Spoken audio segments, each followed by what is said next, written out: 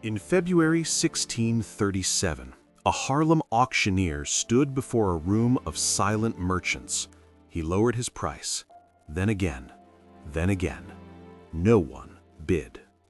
3 days later, the richest trading republic on Earth faced a crisis, but not the one you've been told.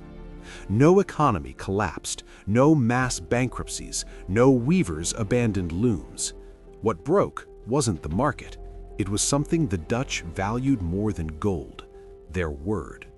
This is the real story of Tulipmania, and it reveals how financial bubbles are born not from stupidity, but from the weaponization of trust. The Dutch Republic in the 1630s was capitalism's first laboratory.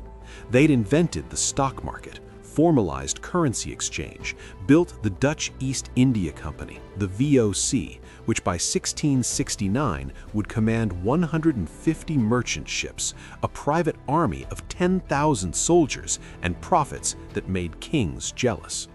By 1620, half of all European merchant vessels flew Dutch flags. Amsterdam was the world's banker. But here's what made it work: credit networks built on reputation. Merchants borrowed on handshakes, delayed payments for months, honored debts across oceans. The entire system rested on one assumption: a Dutchman's promise was sacred. Then someone figured out how to trade promises about flowers. Tulips arrived in the Dutch Republic from the Ottoman Empire in the 1590s. Exotic, rare, a status marker for merchants flush with VOC dividends that paid 30% returns within a decade. But tulips had a problem. They bloomed once a year. You couldn't see the flower until spring. You couldn't dig up the bulb without killing it, so buyers had to trust the seller's description. Entered the futures contract, or as the Dutch called it, Windhandel, wind trade, trading air. Here's how it worked. In winter, I sell you a promissory note for a Semper Augustus bulb I'll deliver in June. You pay me later. I pay you never, because the bulb stays in the ground. We meet at a tavern, shake hands, pay 2.5% wine money capped at 3 guilders, toast the deal, walk away. The contract now exists in 2 places: your ledger and your honor. But here's the trap. Neither of us goes to the Amsterdam Bourse. No exchange, no margin requirements, no clearinghouse. If you refuse to pay, I have no legal recourse, just your reputation.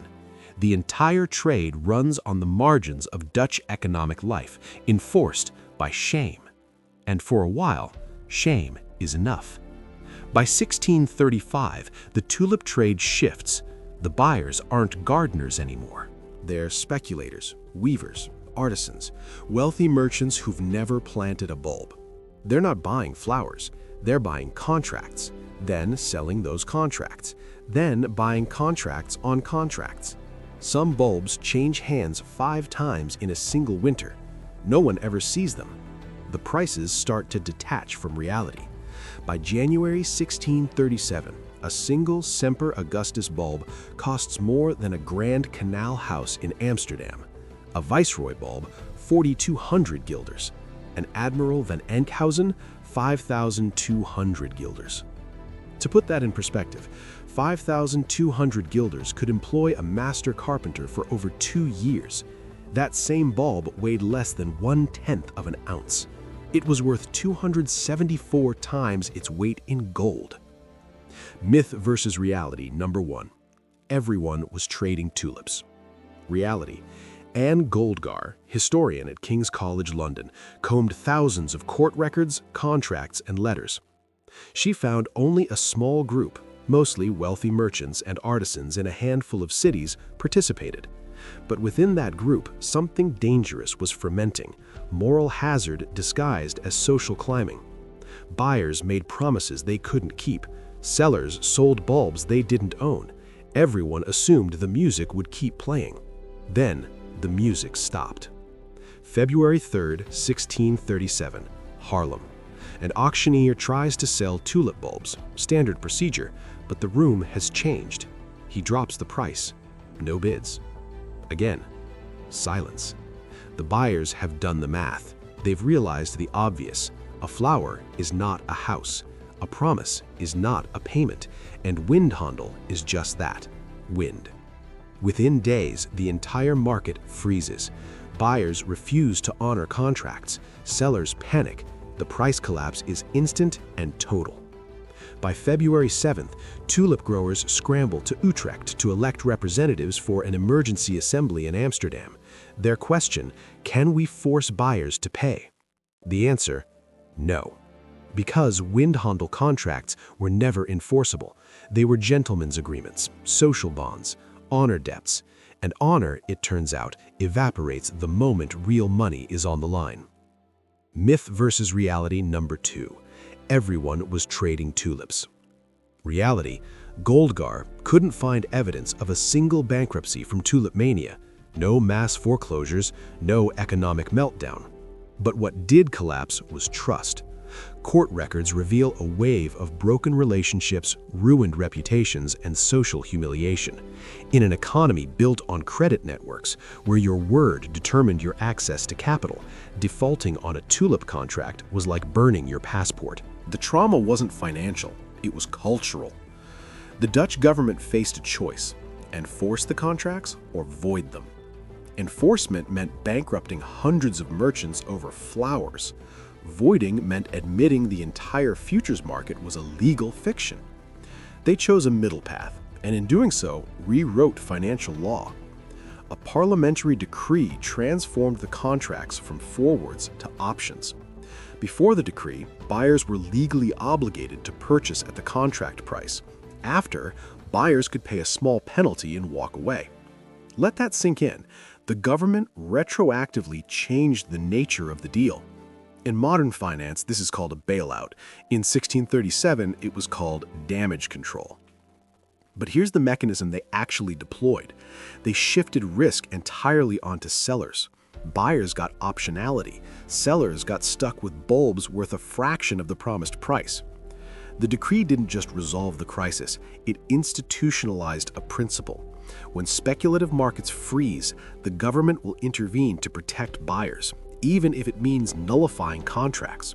The sellers lost, but the system survived.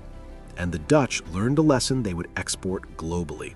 Markets need rules, not just handshakes.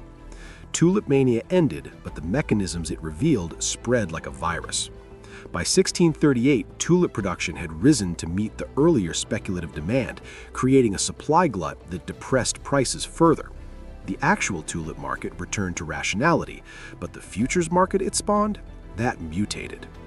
Economist Earl Thompson analyzed the tulip contracts decades later and concluded something shocking. The price curves were rational. Given the payoff structures, the options pricing, and the legal uncertainties, tulip contract prices hewed closely to what an efficient market model would predict. Myth versus reality number 3, Tulipmania proved markets are irrational. Reality, it proved markets are ruthlessly efficient at pricing risk, including the risk that your counterparty will default. The real innovation of Tulipmania wasn't the bubble. It was the discovery that you could trade derivatives on promises and force them through social pressure, and then, when pressure failed, get the government to rewrite the rules. Wall Street would perfect this playbook 370 years later.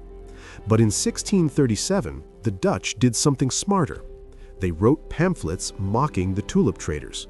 Public shame, social inoculation, a cultural immune response against speculative mania. The message? Don't be the fool who paid for wind. Who paid? The sellers who couldn't enforce contracts. The buyers who'd already paid and now held worthless bulbs. The artisans whose reputations were shattered. Who benefited? The government, which gained legal authority to intervene in private contracts. The VOC and established merchants whose credit networks remained intact. And future speculators who now had a blueprint for options trading. What did sovereignty mean after Tulipmania? It meant the state could nullify debts when systemic panic threatened the social order.